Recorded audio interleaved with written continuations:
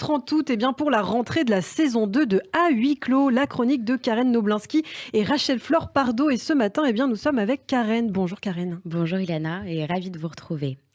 Notre monde n'a pas vraiment connu de répit cet été. Le mois d'août a été semé de scandales, d'attaques, de révoltes. La fin de l'été a été marquée par l'affaire Kolantes. Kolantes a été au cœur de l'actualité, top tweet, sujet premier sur les chaînes d'information, à la radio. En une décennie, Ilana, nous n'avions jamais autant entendu parler de la maison d'arrêt de Fresnes et pourtant, nous aurions aimé voir les politiques prendre le sujet des prisons autant à cœur et sur d'autres thématiques. Alors l'affaire Kolantes, c'est quoi ? Il s'agit d'un projet créé il y a près de 5 ans par Djibril Dramé, une émission de divertissement diffusée sur YouTube qui met en lumière les jeunes des quartiers et les institutions. Pour la première fois, les organisateurs ont jugé opportun de faire l'événement dans une prison. Selon eux, le but était de créer du lien entre détenus et surveillants, mais aussi d'apporter un peu de gaieté, le temps d'une journée. Un événement organisé en faveur de la réinsertion, financé entièrement par la production, non pas par le contribuable, n'en déplaise à certains.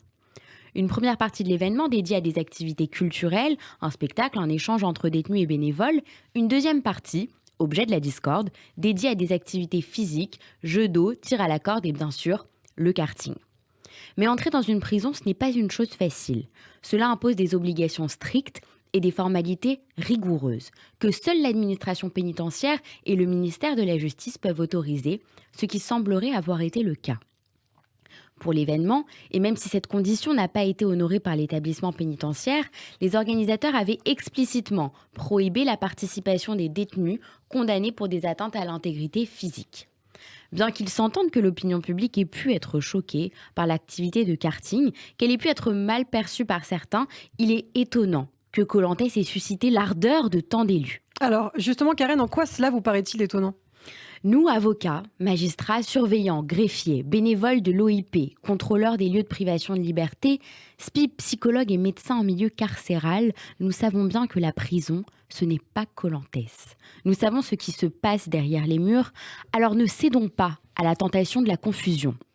Ceux qui s'insurgent de l'activité de karting, où sont-ils pour s'insurger des conditions de détention des détenus en France, particulièrement de cette prison, Fresnes, construite en 1898, où plus de 1900 détenus vivent, surpeuplés à 140%, mais aussi de tant d'autres. Où sont-ils pour s'insurger des cellules de 9 mètres carrés, où vivent 3 détenus, 1 au sol, 2 sur des matelas, 22 heures sur 24 ?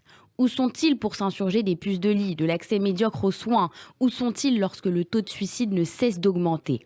Mais surtout, que font-ils pour rétablir la situation de la France, condamnée en janvier 2020 par la Cour européenne des droits de l'homme pour les conditions inhumaines et dégradantes de ces établissements pénitentiaires ? Le Code de procédure pénale le dit. L'incarcération a 2 vocations. Une première punitive et une seconde, celle de la réinsertion des détenus. Travail, sport, bibliothèque, théâtre, psychologue, école, tant d'activités existent en prison, mais trop peu y ont accès en raison de la surpopulation carcérale. Alors on ne pourra pas dire le contraire. Kolantes aura eu le mérite d'apaiser les tensions le temps d'une après-midi, d'apporter un brin d'humanité au quotidien d'une poignée de détenus. Et est-ce si grave ? Dans cette société du châtiment, Robert Badinter rappelait qu'il existe sur la prison une loi d'airain. Selon lui, vous ne pouvez pas, dans une société déterminée, faire passer les conditions de vie des détenus au-dessus du seuil du travailleur libre le plus défavorisé. Alors l'urgence est la suivante. L'opinion publique doit dépasser ce constat. Les moyens doivent augmenter pour faire du milieu carcéral un lieu d'avenir, gage de réinsertion. Merci beaucoup Karen Noblinski. L'affaire Kolantes, donc l'affaire qui a dominé l'actualité en France cet été 2022. Karen, on vous retrouve très bientôt et une chronique à retrouver bien sûr en podcast sur notre site internet radioj.fr et en vidéo sur notre chaîne YouTube. À très bientôt. À très bientôt.